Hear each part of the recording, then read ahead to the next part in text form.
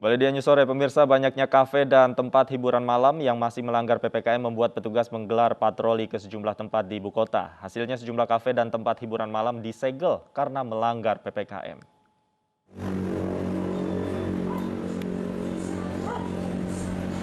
Satuan Polisi Pamong Praja kembali mendapati 3 kafe di kawasan Duren Sawit, Jakarta Timur yang kedapatan melanggar aturan pada Jumat malam. Mereka kedapatan nekat beroperasi hingga di atas pukul 10 malam. Selain melanggar aturan PPKM level 3, 3 kafe tersebut juga dianggap melanggar aturan protokol kesehatan lantaran tak adanya jarak aman hingga menimbulkan kerumunan pengunjung. Sebagai sanksinya, 2 dari 3 kafe yang melanggar aturan langsung ditutup paksa petugas selama 3 hari ke depan, sementara 1 kafe lainnya disegel.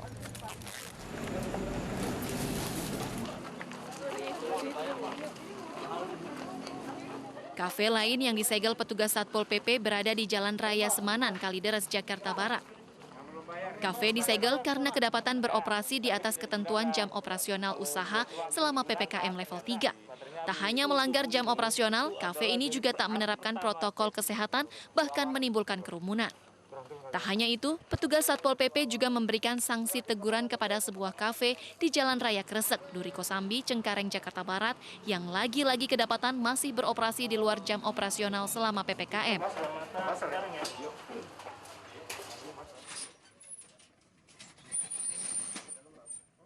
Selain kafe, sebuah klub malam di Kelapa Gading, Jakarta Utara disegel oleh Direktorat Narkoba Polda Metro Jaya.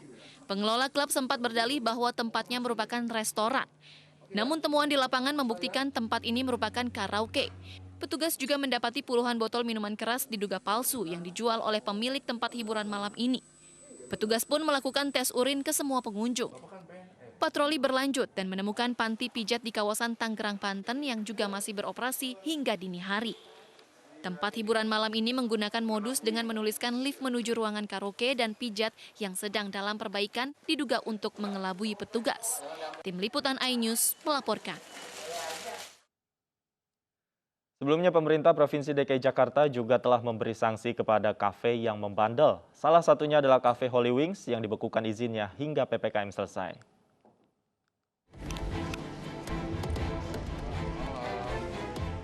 Sejak PPKM Jakarta turun dari level 4 menjadi level 3, aktivitas warga meningkat di sejumlah tempat, termasuk di tempat-tempat hiburan, contohnya di Cafe Holy Wing. Namun sayang, terjadi pelanggaran protokol kesehatan di tempat ini. Pemerintah Provinsi DKI Jakarta akhirnya membekukan sementara izin operasi Cafe Holy Wings Kemang setelah 3 kali melanggar PPKM. Selain itu, Holy Wings juga didenda administrasi sebesar Rp50 juta. Manajemen Holy Wings pun telah mengakui kesalahan mereka dan menerima sanksi. Berdasarkan data yang kami miliki, tempat ini sudah yang ketiga kali melakukan pelanggaran. Maka penindakan sanksi yang dikenakan terhadap Holy Wing ini adalah pembekuan sementara izin beraktivitas ya secara operasional. Izinnya kita bekukan, kemudian dikenakan sanksi denda administratif sebesar Rp50 juta. Kalau itu kita masih mengikuti dari arahan manajemen kita, mungkin emang itu kita salah, makanya kita mengikuti sekarang apa yang menjadi kebijakan dari pemerintah. Kerumunan pengunjung di Cafe Holy Wings Kemang, Jakarta Selatan beberapa waktu lalu menjadi sorotan publik. Dalam razia, petugas gabungan menemukan kafe tidak membatasi jumlah pengunjung dan buka hingga lewat tengah malam. Selain itu, banyak ditemukan pengunjung yang tidak menggunakan masker. Dari Jakarta, Tim Liputan iNews melaporkan. Sementara itu untuk meredam mobilitas warga, Polda Metro Jaya akan memberlakukan aturan Crowd Free Night setiap akhir pekan. Kebijakan ini berlaku selama pembatasan kegiatan masyarakat atau PPKM level 3 DKI Jakarta.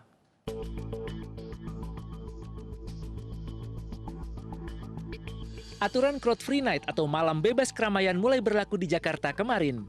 Aturan ini berlaku setiap akhir pekan atau hari libur selama PPKM berlangsung, yaitu tanggal 13 September 2021. Terdapat 4 titik jalan di Jakarta yang akan diberlakukan Crowd Free Night, yaitu Jalan Sudirman Tamrin, Jalan Kemang Raya,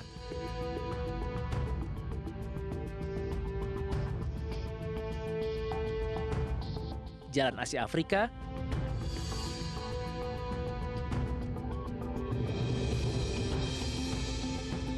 dan kawasan SCBD. Crowd Free Night mulai pukul 12 malam hingga pukul 4 pagi. Filterisasi kendaraan berlaku selama Crowd Free Night. Komunitas geng motor dan kendaraan knalpot bising yang berpotensi menimbulkan kerumunan dilarang melintas. Hanya tamu hotel, kendaraan darurat, dan penghuni kawasan yang boleh melewati 4 titik lokasi. Khususnya pada saat malam weekend dan malam libur. Jadi 4 lokasi. SCBD, Sudirman Tamrin, Kemang, dan Jalan Asia Afrika. Geng motor yang menggunakan knalpot bising atau yang berpotensi menimbulkan kerumunan itu akan kita larang. Nah, jam 24 sampai dengan pukul 04.00 itu akan kita filterisasi penuh, filterisasi ketat. Ya, yang kita perbolehkan melintas hanyalah darurat, tamu hotel, dan orang yang bertempat tinggal atau penghuni yang bertempat tinggal di kawasan tersebut. Selain itu, patroli akan terus dilakukan untuk mencegah terjadinya kerumunan di jalan, sejumlah restoran, dan kafe. Nantinya warga yang melanggar akan masuk dalam daftar hitam atau blacklist bagi pelanggar PPKM dan dilarang pergi ke tempat umum lainnya. Tim Liputan iNews melaporkan.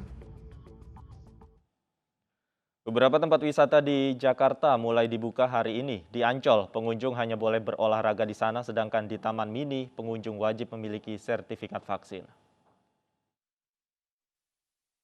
Hingga kini kawasan wisata Ancol masih batasi pengunjung. Mereka hanya boleh berolahraga, sedangkan anak berusia di bawah 12 tahun dan lansia belum diperbolehkan masuk. Pihak pengelola hanya membuka area pantai dan ekopark.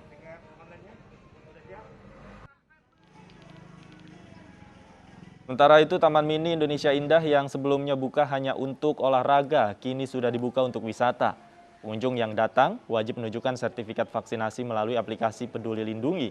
Selama PPKM level 3, Taman Mini dibuka mulai pukul 6 pagi hingga pukul 6 sore dengan tiket masuk Rp20.000 per orang.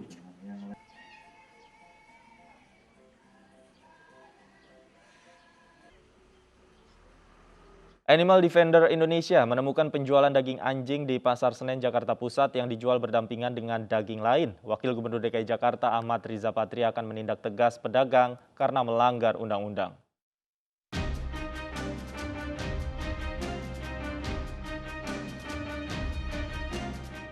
Organisasi pecinta binatang Animal Defender Indonesia menemukan daging anjing dijual bebas di Pasar Senen, Jakarta. Video penjualan daging anjing di lingkup PD Pasar Jaya ini direkam Animal Defender Indonesia dan viral di media sosial. Dari satu lapak yang diinvestigasi minimal menjual 4 ekor anjing dalam sehari. Para penjual daging anjing ini sudah berjualan lebih dari 6 tahun. Hasil penelusuran di Pasar Senen ditemukan 3 lapak yang menjual daging anjing berdampingan dengan daging lain. Animal Defender Indonesia melayangkan somasi ke PD Pasar Jaya terkait penjualan daging anjing di Pasar Senen. Somasi ditembuskan ke Pemprov DKI Jakarta. Animal Defender Indonesia meminta penjualan daging anjing untuk di-stop. Baru-baru saja, itu udah belasan tahun. Yang kami laporkan kepada dinas terkait, itu udah berapa tahun ke belakang. Lalu nggak ditindak. Karena tidak ditindak, lalu saya bilang, oke, saya akan cari jalan sendiri untuk menegakkan aturan. Karena kita masyarakat biasa yang tidak punya kewenangan untuk menegakkan aturan. Yang punya kewenangan adalah dinasnya. Dinas Ketahanan Pangan dan Kelautan Perikanan itu berhak untuk mengontrol tentang pangan di lapangan. Ini karena adanya di PD Pasar Jaya loh. Sementara itu, Wakil Gubernur DKI Jakarta Riza Patria mengancam menindak tegas penjual anjing di Pasar Senen jika hasil pemeriksaan telah selesai berdasarkan informasi dari Animal Defender Indonesia. Informasi ya dari Pasar Jaya laporannya. Namun jika benar, ini akan ditindak ya, akan ditegas dan diberi sanksi sesuai dengan ketentuan. Nanti biar Pasar Jaya yang mengatur dan nanti ada aparat yang akan menyelidiki kasusnya. Karena ini melanggar Undang-Undang Perlindungan Pangan dan Konsumsi. Berdasarkan penjelasan dari Animal Defender Indonesia, di Pasar Senen ditemukan 3 lapak penjual daging anjing. Maka satu pasar saja dalam 6 tahun menghabiskan lebih dari 26.000 daging anjing. Diduga masih ada banyak titik penjualan lainnya di Jakarta. Larangan penjualan daging anjing di Jakarta tercantum di Undang-Undang Pangan, Undang-Undang Perlindungan Konsumen, bahkan Undang-Undang Kesejahteraan Hewan. Tim Liputan iNews melaporkan. Satu keluarga ditemukan tewas di gudang pakaian di Banjarmasin, Kalimantan Selatan. Kami segera kembali, tetaplah di iNews Sore.